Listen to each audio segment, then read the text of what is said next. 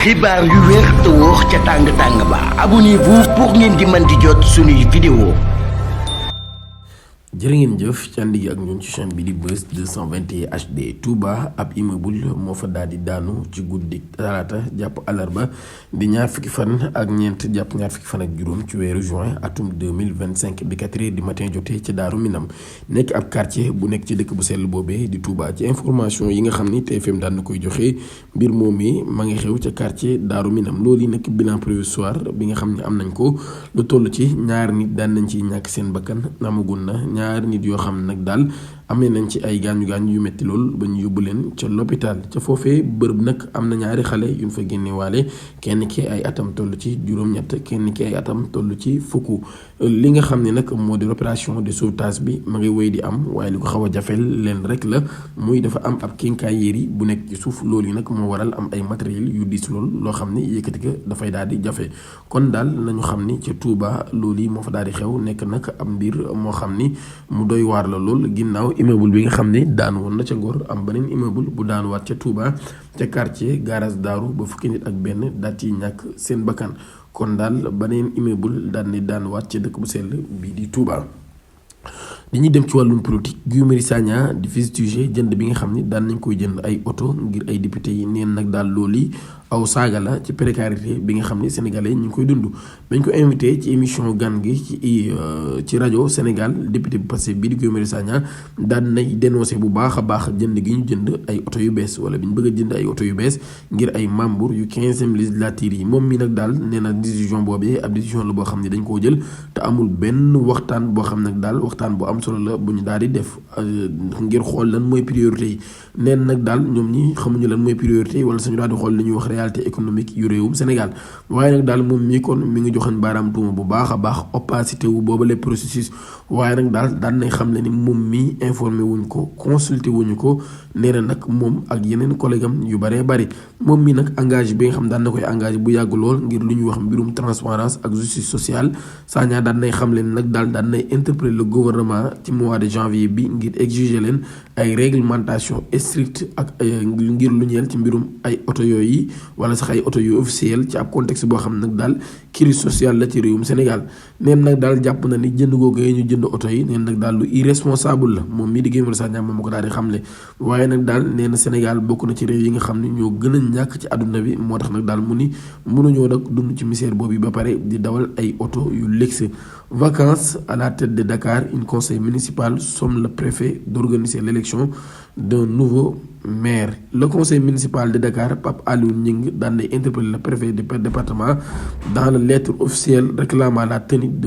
urgente d'une élection pour désigner un nouveau maire de la capitale. kon daal mi ngi sàkku ñu daal di organiser waat ay élection yu bees ngir Dakar daal di mën a am ab maire bu bees boo xam ni dafay légitime ñu daal di koy fal ci ay élection ci ak fàttali ginnaaw bi nga xamee ni ki nekkoon maire bu Dakar ci atum 2024 dañoo daal di dindi ak ndombal tànkam jaarale ko ci disposition bu code électoral ngir nag daal di rétablir la légalité waaye ba tey moom mii nag daal mi ngi inquiété wu bu baax a baax ci li nga xam ne nag moo di yàgg gi nga xam ne daal intérim bi daf ko daal di yàgg mu jàpp ne daal loolu ab situation la boo xam nag bu doy waar la te dafay menacer sax le bon fonctionnement de la municipalité. 6 mois muy juróom benn weer ginnaaw bi nga xam ne nag daal ñi ngi kon mi ngi dénoncé lii nekk ab intérim boo xam ni dafa nekk nag di bëgg a yàgg lool mi ngi accuser autorité administrative yi nag daal de passivité neen nag daal kon moom mi ngi sàkku ci préfet bi mu daal di jeexal mbir mi ci nu mu gën a gaawee ndax jàpp na lu illégal la neen nag daal kon na ko jeexal ci nu mu gën a gaawee ngir nag daal di organiser élection yu bees tàkk.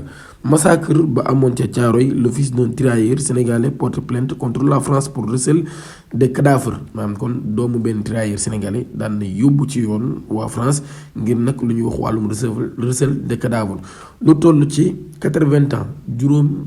juróom ñetti fukki at maanaam ginnaaw bi nga xamee ni massacre daan nay am ca Thiaroye bi Birame Senghor nekk doom ci Mab Senghor bokkoon ci tirailleurs sénégalais yi nga xam ne rey nañ leen ci 1er décembre 1944 ginnaaw bi ñu réclamé solde bi nga xam ne amoon nañ ko moom mi daan nay déposé ab plainte contre X waaye tamit contre l'état français devant le tribunal judiciaire de Paris mu nekk ab action judiciaire boo xam ne daan na koy def 7 mois ginnaaw bi nga xamee ni France daan nay nangu ni moom moo def jooju lay jéye armée coloniale bi daal ginnaaw bi mu nangoo ni kon moom moo def jooju lay jiyee ci l'assassinat bi nga xam ni rey nañ ay tirailleurs yu bëree bëri waaye nag papaam daal di ciy bokk. à 86 ans Birame Senghor nekk ab ancien gendarme daan nay dénoncé kon injustice historique bi nga xam ne daan nay am waaye itam répartiment du corps de son père pour lui offrir enfin des funérailles dignes moom mi avocat am de maître Mbaye Dieng daan nay dénoncé ab volonté persistante de dissimuler la vérité moom daal ab volonté boo xam ne dañ ko am kon ngir nëbb li nga xam ni moo di dëgg bi waaye nag daal di joxañ bu baax a baax daal ñàkk gi nga xam ni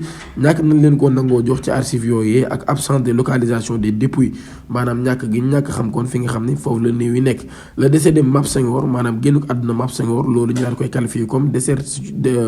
désertion par les autorités françaises waaye nag daal ginnaaw ba tey ñoom ñi nga xam ni ginnaaw ay décennies bi mbir mi daal di amee yi ngi continuer di xeex ba tey boobu lépp famille ñoom ñi daal lànk lañ def nag daal ni duñu gëm benn yoon li nga xam ni moo di ignorance officielle bi ñu wax daal xamuñu fan la boobu lépp koor nekk loolu moo tax kon daal M Senghor daal di porter plainte nee na ndax ba tey xamuñu fan la néewu waajuram daal di nekk moom mi kon daal loolu lay sàkku ñu daal di koy jox néew bi wala ñu daal leen di wax fan la néew bi nekk ci ni mu gën a gaawee loolu moo tax kon M Senghor daal di porter plainte ca fa nga xam ni moo di ca France ngir nag ñu daal di koy wax fan la néewu waajuram boobee daal di nekk kon M Senghor daal moom mi leen rek lay sàkku ñu daal leen di kon jox boobu lépp néew wala ñu daal leen di wax ana fan la nekk. ba tey dañuy demaat ci beneen mbir ci Guy Marius Sagna ay kàddu yoo xam ni daan na koy yëkkati ci émission boobee ba tey ginnaaw bi nga xamee ni kii nga xam ni moo di Ismaïla Diallo daf ko doon giiñ ni moom Guy Marius Sagna mi dafa am agenda kase moom mi nag daal daan na ci tontu daal ci indi ay leeral moom Guy Marius Sagna daal di wax ni ca élection yi nga xam ne amoon na ci atum 2024 jamono bi nga xam ne ni Ousmane Sonko dafa nekkoon ci loxoy yoon moom mi daan nañu sàkkoon ci moom ngir mu nekk li nga xam ne moo di candidat Ousmane daan na koy sàkkoon ci moom waaye moom daal condition yi mu tegoon nag lenn rek la bu fekkee dem la bay bokk ci ñi nga xam ne ñooy nekk ay candidat ginnaaw bu at jàllee moom mi dafay organiser waat ay élection ngir Ousmane Sonko man cee bokk nee na kon daal bu dee am na agenda caché woom lenn rek la mooy Ousmane Sonko daal di nekk li nga xam ne moo di président activiste bii di Ousseynou Seck ñu gën koo xam ci turu Akhenaton moom mii ñu xam ko mu nekk ku jege lool parti bii di Pastef daan nay génn réewum Sénégal daal di jaaree ci aéroport international Blaise Diagne AIBD moom mii ginnaaw bañ ko teree woon nag mu daal di voyager ginnaaw bi nga xamee ne ab convocation la amoon division spéciale de cybersécurité daal koy jox le week-end bi moom mii nag passeport am daan nañ koy nangu woon waaye nag ginnaaw ba moom mii daan nañ ko koy delloo ginnaaw bi ñu ko digloo ba pare nag daal démb ci altine bi wala bërki démb ci altine bi activiste bi daal nay nangu ab passeport am ci ginnaaw ba daan nañ koy jox ndigal ni daal su nekkee dafa bëgg a dem mën naa jël ay kaakaam daal di dem ca loolee kon moom mi daal di nay jël ay kaakaam kon daal di génn réewum Sénégal député bii di Pape Djibril Fall daal nay déposé officiellement ci assemblée nationale daal na leen di saisir kon ngir nag daal di réclamer li nga xam ne moo di ab commission d'enquête ñu daal di taxawal ab commission d'enquête parlementaire ngir lu ñeel mbirum AEPAO ak ASER maanaam contrat bi nga xam ne daal AEPAO daf ko joxoon agence sénégalaise de l'électrification rurale te ki nga xam ne moo di Jean Michel Sène daal koy jiite moom mi député bi daal nay xam ne daal bu ñu sukkandikoo ci article 85 alinéa 4 ak article 48 du règlement de l'intérieur assemblée nationale daal nay déposé ca bureau du président de l'assemblée nationale ab demande de constitution d'une commission d'enquête parlementaire loolu yi daal di bind ci page Facebook am daal koy xamle ngir nag ñu daal di indi ay leeral ci mbirum ASER yi ak AEPAO yi moom Pape Djibril Fall loolu yi la daal di def jërë ngeen jëf.